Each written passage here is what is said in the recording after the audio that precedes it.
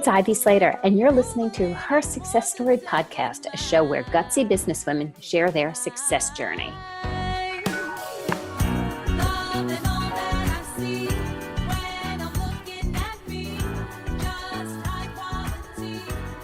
Hi, I'm Ivy Slater. Welcome to today's episode of Her Success Story. If you've been following us for a while, you know we're interviewing interesting, smart, gutsy women and those exceptional men out there that we just love and adore. Today, I had the honor and pleasure to connect with McShane. McShane is an entrepreneur, philanthropist, mom, and co-founder and COO of Your Best Life. She spent 13 years working with Tony Robbins' executive team, honing her negotiation, coaching skills, while curating a world-class worldwide events. She's also a certified yoga teacher and has owned a studio for 13 years. Megan is now the co-founder of Your Best Life, a global mastermind uniting faith, family, fitness, and finance for entrepreneurs. Most importantly, Megan is lovely and always an interesting conversation. So thank you for joining me here today, Megan. Thank you so much for having me, Ivy. So let's do the backstory first, because you've had an interesting journey to get to where you are today, like so many of us have, to be very honest. How did you get involved in Tony Robbins, and where did that all come about? I think, when you mention Tony Robbins, people get curious. So let's ask. Sure. So, ever since I was a young girl, I always was intrigued by personal development and things like that. And my background early on in my career was in sales and marketing. And my dad, when I was a little girl in my teenage years, he would play the Tony Robbins cassette tapes. And then when I was in my mid-20s, he sent my brother and I to an event where we did the fire walk and everything. And I'm going to jump in. Your father was enlightened. Oh, yeah. Yeah. No, I was blessed to grow up with two parents who were very total opposites. And I'm grateful for that. The best of both worlds. So he sent us to that. And right when I was there, I really felt a connection to the mission and what he was doing and helping people, find their greatness in life and find their path and what they wanted to do. So when I was there, I thought, wow, I really need to be a part of this. I would love to. And so from there, it took a lot of, negotiation and hard work. They don't make it easy to get in the door there. So a few months after reaching out to the right people, I landed a sales position in the company, selling, the live events. And then from there, I just kind of worked my way around. I ran a customer service team for many years. I traveled and just did live events for many years. And then my last position there was running his high level group of entrepreneurs and business owners platinum partnership, where that's where people would have one-on-one time with him and coaching and travel the world with him for a year. So that's how I landed my spot there. And I have to say, my parents were amazing, but I did not even know anything about personal development until my 40s. Yeah. So I truly admire on a very personal level the exposure. And I think, in looking at leadership today, how much more the younger generations are learning and growing and developing and understanding the value of self-development and not just, doing life, but living life. Absolutely. And, we do that with our own kids. It's, I think society's created, you have to go to school, then you have to work for a million years, then you can retire at some point. And, it's really about teaching these kids to find out who they are and really, cultivating entrepreneurship within them so that they can get curious and that not all everyone fits in one box. That's the beauty of life. And I think it's great to teach our kids to be able to express themselves and what they like and so that they can really become who they want to be and not who they think they should be with society. That is so well said. So in your journey, you have done a lot of things. I love your background. I remember, you graduated Emerson College. I remember looking at Emerson College and I was just in love with it. In the background in advertising and marketing and what you have brought to now the birth of live, your best life now. It has been an interesting journey. Share a little bit about your best life now, because it's when you and I were talking, you built this company. We all come to different places at different times in our life. And I will say for me, my life explosion at 45, when I transitioned from owning and operating a printing company for 20 some odd years to starting to build Slater Success. What was your transition like? Well, for me, it was, I'm really grateful for the pandemic because I was, working for Tony Robbins at the time, traveling about 18 times a year. And I had my youngest son at the time, and I just got to a point where I had been doing it long enough, and I was so grateful for that. But I knew deep inside me, there needed to be a shift. I wanted to be more present at home. And I was just ready. I was ready to grow in a different way that I didn't think I could experience that where I was. So, as life happens, the pandemic hit and we weren't traveling anymore. So that's when I took a step back and I really focused on being a mother and focusing on my yoga studio.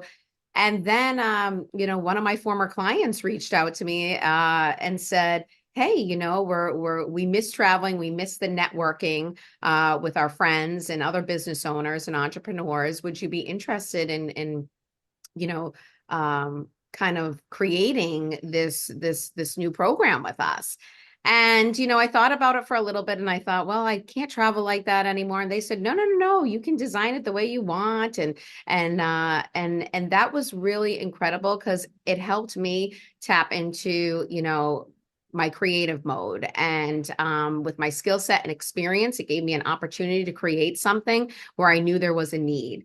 And the beauty of that is, my other two business partners are men and I was a woman and, I am a woman and, And we both are still women. Yeah, I know. I still am. It's a phenomenal I was then thing. and I still am.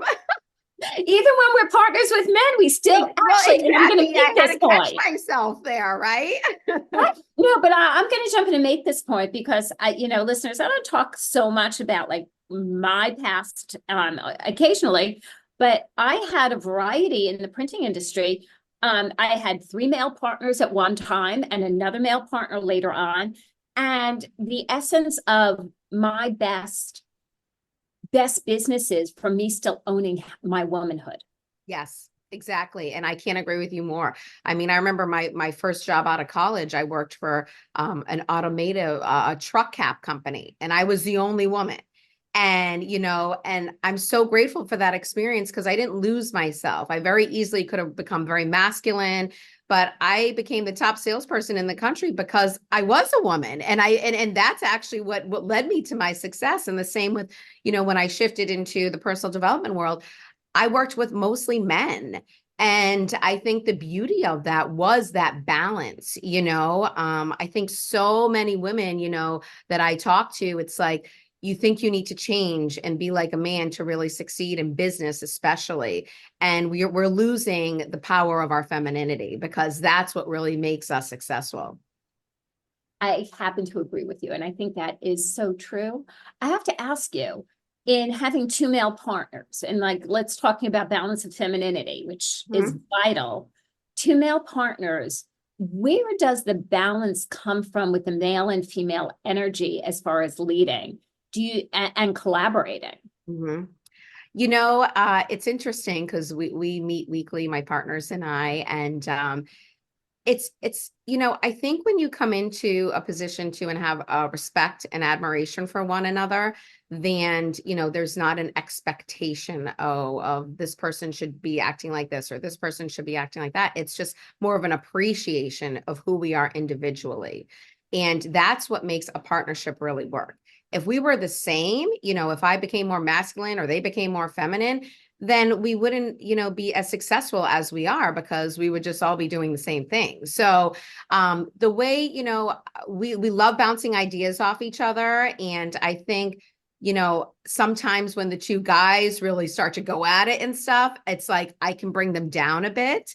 And sometimes, we all have blind spots. If I don't see something that they might see, because their skill set is different, then, I respect that as well. So it's actually a beautiful dance between the two, the feminine and the masculine. I happen to agree with you. I will say my best partnership was my second go round with a male partner in my printing world. And to this day, we are best of friends, like brother and sister. We talk business several mornings a week. We're both in two completely different industries after a lifetime in the printing world. But we're still each other's go-to resource because the grounding foundation is we've always respected each other's point of view and how we think. Mm-hmm. And the differences of how we think things through have been an asset in our Absolutely. relationship. Yeah, absolutely. And I can't agree with you more. I think what we're both saying too, it's about respecting our differences and respecting who we are. If you're, some situations, people don't have that. And I think it's up to you, when we have confidence and self-worth, then we know who we are. We know what we bring to the table. And I think, again, like I said earlier, it's like, it's such a great balance of the both that can really bring a business to such success, because in life, you need both, in your family, in your relationship, in business, you really need both. And I think we really, as a society and as the women, need to start really embracing that because it's so powerful. We'll be in sometimes meetings. And like I said, I sometimes have to talk the two guys. I'm like, you guys sound like two, high school girls fighting with each other, and then we would break the pattern and laugh it off a bit. But it really is, it's a great balance because my background and experience is much different than theirs. One of my partners, he's an economist. He comes from the banking world, that's foreign to me. So I am so grateful. But we have a creative, right? We have the creative marketing entrepreneur, yeah, right? operations, sweet spot with your opposing side banker, in right. columns. He was a police officer. I mean, Oh boy. all the rules, right? Right? And I love that about columns. There's a little more natural rigidity in that profile. Yes. Yes. So it's like, and then, I bring a bit of a softness. So it's my softness balances out that, rigidness. So it really, and again, the main thing is, we both have the same outcome, and that is to serve our clients at the highest level, for our business to be successful, to see our blind spots, to know our SOPs, our KPIs.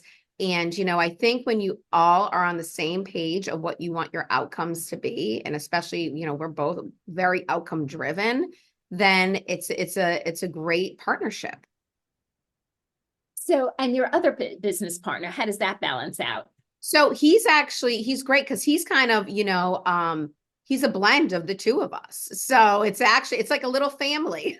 It is, yeah, and exactly. And that's when the best of the best happens. It's so true. I meet so many people who are like, I only like to be around people who are like, or just like me. And I'm always like, that's so interesting because I find it so, it's such a big world. And if you were just around the same people all the time, how do you grow? How do you, think outside the box? And how boring is that? Exactly. I love variety, so it wouldn't work for me. Maybe for some people it does. People who want a little more certainty in their life, that's what they go for. But it really it spices things up. So yeah, my other partner, he's a great balance. He owns a couple of his own businesses, but he's a strategist. So he kind of also has been he was in the personal development industry for many, many years. So, we share that love and passion as well for that. What has surprised you in building this business? What has surprised me? I think, again, as much as we're different, I think personalities do surprise me sometimes because, sometimes you might expect something, but it's actually something different. So I think for me,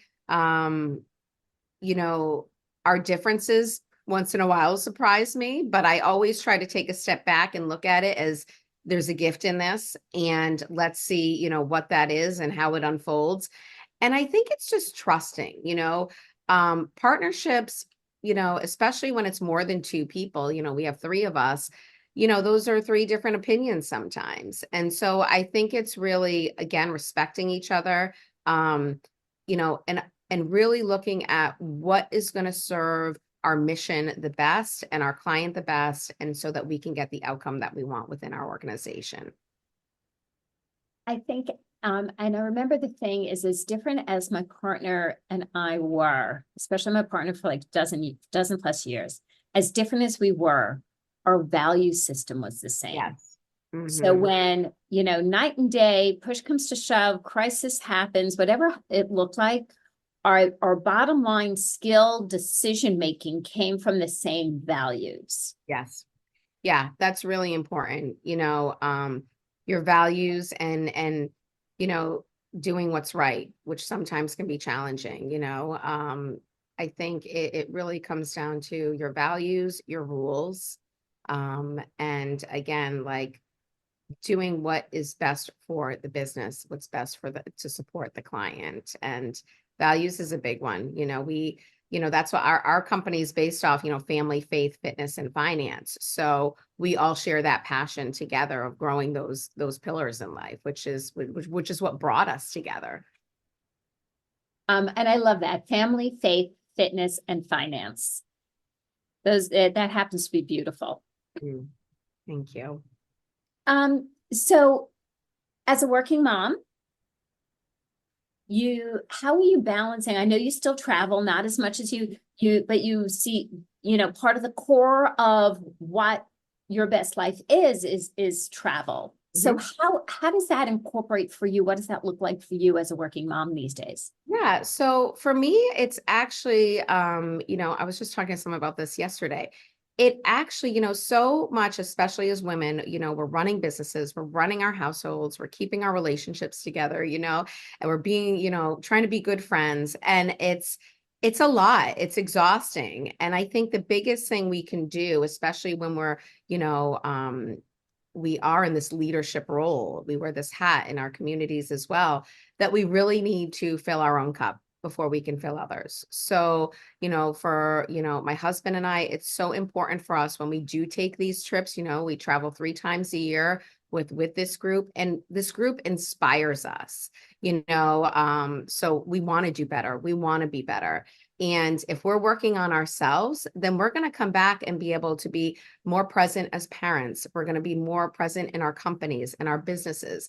And I think that that's really important. And, we're living in a world right now where it's go, go, go, go, go, and people are burning out, because they don't take care of themselves. And your health is your wealth. So if you are not, not only exercising and putting healthy food in your body, but it's about who are you surrounding yourself? Like, what are you putting in your ears? What kind of conversations are you listening to? So I think, being part of a community and finding your tribe is so important. And I think that's what's so beautiful too about, your podcast and what you're doing. It's a sense of community where people come so that they can, have something to be a part of and to listen to that's helping them grow and evolve.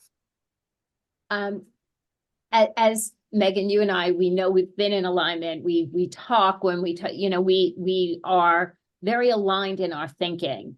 And it's interesting. Before I recorded today, I was on the phone with a client, and we were talking about the sense of I am, and coming from a place of I am. And I was introduced to the concept of I am statements back in 2007, to date myself. And we were talking about, I said, well, if we go back and relook at and focus our decisions and our focus of the point of our lives and everything around the I am, then we're showing up at the best we can possibly be for everyone and everything we love. Yeah. Yeah. Our families, our clients, our team, our girlfriends, and so on and so forth. And we just had like this conversation about how it can impact our team's dynamics, the impact of our clients. And they said, we know about it, but we never looked at it from that point of view. But if you don't look at yourself and look at that mirror and take the best care of you, is what I'm hearing you say. Yeah.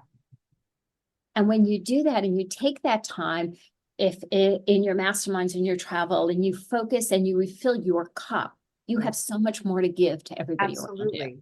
Absolutely. And we all need it. And it's so true how powerful those I am statements are. And, especially, in business and leadership, if you're not walking the talk, then how can you expect your team to? It's, with my team, everyone on my team, they have a job description, and every year they rate themselves, where they're at, because who am I to judge them and rate them, and it gives them a sense of empowerment too. And as a leader, it's my job to help them grow. And whether it's in their business, their personal life, that's my job. If I'm not doing that, then I am failing. So, it really is so important to practice what you preach. I agree with you. We have to walk our talk. If we're not, then I'm a little disillusioned with the word authentic. It's a little overused these days, I have to tell you. Yet here, it seems to make sense. We can't truly be the best of ourselves, live our best life as your brand, and be true to the authentic heart that is important to us. Yeah, exactly. And it's a push-pull when you're not being true to who you are, and people feel it, even if you don't know. I mean, your kids feel it, your partners feel it, your employees feel it. So, it's really important to tap into who you are, your self-worth, and really show up, and not for anyone else, but for yourself. For yourself. And when we show up for ourselves, everybody wins. Yeah, absolutely. So Megan, how can our listeners learn more about you and your best life? Sure. Well, they can visit us at our website. It's YBLNow.com, or you can always follow me on Instagram. It's at yourbestlife.now. And feel free to DM me or send a message. And we'd love to have you guys on a trip with us as our guests, and you as well, Ivy. So, we all need a tribe. We all need a tribe, and I'm looking forward to learning more about that. Listeners, I'll always say, take a moment and take a breath at this point. And I'll do that with you. Think about what was most impactful or meaningful to you from listening in to Megan and I's conversation today. Write that down and make one decision on a small baby action you can take that fills and fulfills you. Feel free to share that with me and let me know what it is. If this was helpful, share it forward to your community, hit subscribe. I look forward to being a resource and a friend. Thanks for joining us at Her Success Story.